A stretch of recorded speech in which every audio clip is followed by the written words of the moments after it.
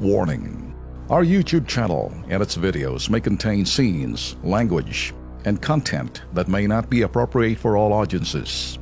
These videos include surveillance footage, undercover pursuit of suspects, actual police and rescue operations, and fearless confrontations. If you do not approve of the content, please do not watch our videos. If you wish to continue, we strongly advise that you proceed with caution.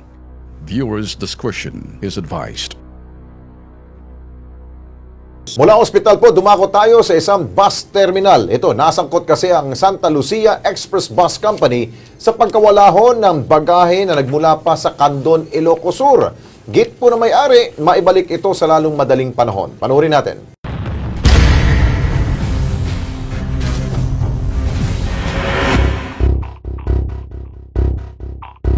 Sa pool ng CCTV sa loob ng opisina ng Santa Lucia Express Bus Corporation, ang pagpasok ng lalaking ito sa storage room kung saan nakalagay ang mga bagaheng ready for delivery.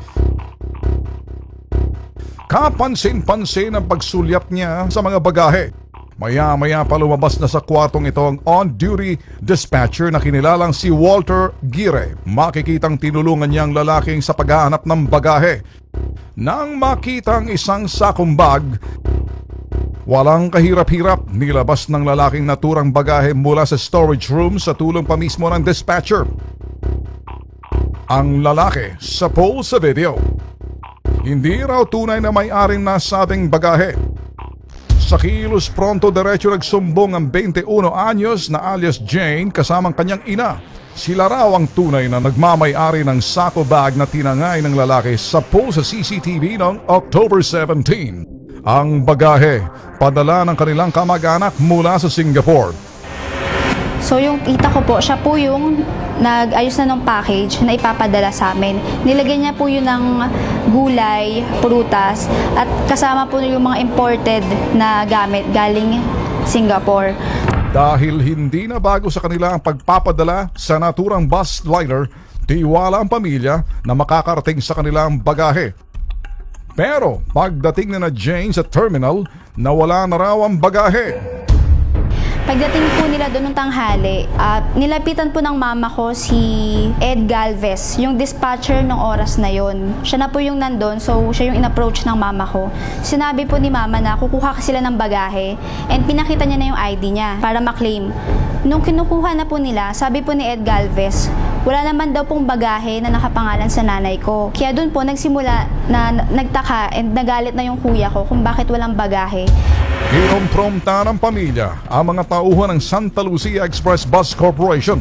Nang busisin niya ang CCTV sa loob ng storage room ng bus terminal, na ispatan kung sino ang tumangay ng bagahe. So nakita po dun sa CCTV na pinasok nga nung conductor na si Bacolcol yung package dun sa storage room. And then after nun, lumabas na siya agad pagkapasok. Lumabas naman po dun sa CCTV na nandun sa loob ng storage room si Walter Gire. Dispatcher din po yun ng Santa Lucia. Siya na po yung nagbantay at nakikitang nandun po dun sa loob ng storage room. After po nun, may pumasok po na lalaki, maitim na lalaki dun sa storage room, and naghahanap na po siya ng bagahe. Tapos nakita rin po dun sa CCTV na kausap ni Walter Gire yung lalaking tinatawag nilang Mario na nag-claim dun sa bagahe namin.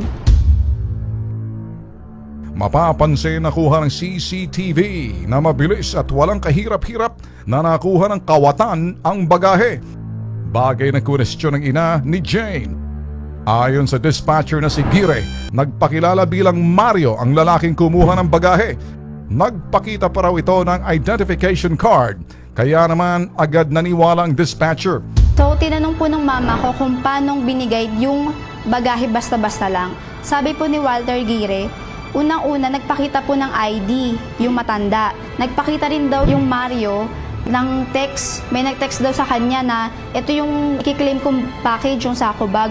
Dagdag pa niya, gulay lang daw ang isinulat ng laman ng bagahe at makikita sa bill of lading o shipment slip. Pero giit ni Jane, malaking kapabayaan pa rin sa bus company kaya dapat silang managot at bayaran ang nawalang bagahe.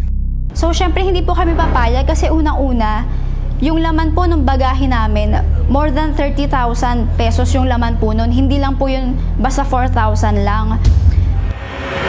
Hanggang ngayon ay patuloy pa rin pong nakipag-ugnayan na may-ari ng nawalang bagahe sa tanggapan po ng LTFRB. Dapat kasi managot dito yung yung bus company. Kasi Oo. nakita naman natin Lex sa CCTV na pinasok mismo ng Dorobo yung sinasabing storage ng mga bagahe. Yung tawag yan, yung tulad yan ng mga bagahe nila sa cargo po, Oh. dapat sakop na rin po yan eh. Handling. Pag may nawala, dapat Panagutan. cargo ho yan ng bus company. Yan. Dapat ang LTFRB po dyan, manguna sa pag-imbisiga at pilitin, bayaran kung may nawala doon po sa inyong mga pasahero. Tama. Yun. Okay.